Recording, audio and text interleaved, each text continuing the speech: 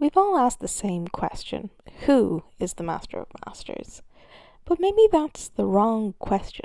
Maybe it's not about who the Master is, but what. Because when you really look at what he doesn't behave like a person. He operates like a system. Let's start with the obvious. The Master of Masters breaks the rules.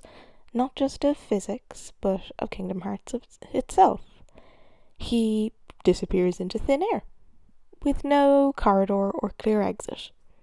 Predicts events across countless centuries with eerie precision. Writes an entire book of prophecy that doesn't just guess the future, but defines it. Gives Lucio a mission with a built-in recursion, planting his eye in Keyblades to watch the future unfold from within it. This isn't just someone moving through time, it's someone observing time from the outside. The Master of Masters might not be a man.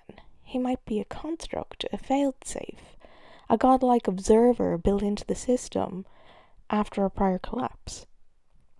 And in Kingdom Hearts, titles mean something. Master isn't just an honorific, it's earned.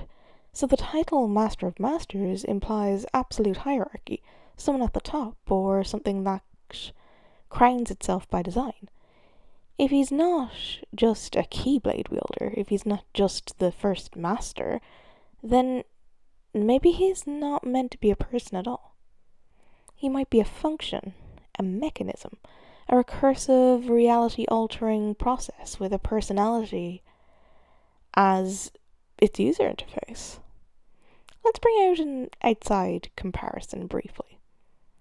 In the movie The Matrix, we meet the architect, a cold, calculating intelligence that designed the Matrix itself. But there's also the Oracle, a warmer, intuitive counterbalance, both fulfilling roles within a larger system. They aren't people, per se, they're positions. They exist to keep the simulation running. Kingdom Hearts may be doing something very similar. The Master of Masters doesn't feel like a single man. He feels like a system of control, a logic program designed to observe, influence, reset, and repeat. Maybe the Master of Masters is just the role built to run into the next version of reality. We know Xehanort's entire Darkseeker journey was engineered.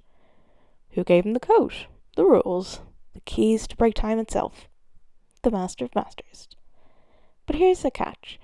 There's no evidence that the Master of Masters physically teaches Xehanort anything. He doesn't mentor him, he primes him. This is a code injection. He gives Xehanort the framework and lets the simulation run its course. That's not mentorship, but that's by design.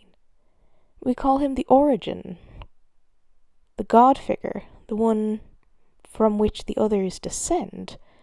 But that can't be true. Ephemera founded Scala, the dandelions lived on, the world reformed and regrew without MOM's oversight. So how is he the Master of Masters? Where was his rule? What was his empire? It doesn't exist unless it never needed to. Because if the Master is a program and not a person, then his presence is like gravity, unseen, unfelt, but always pulling.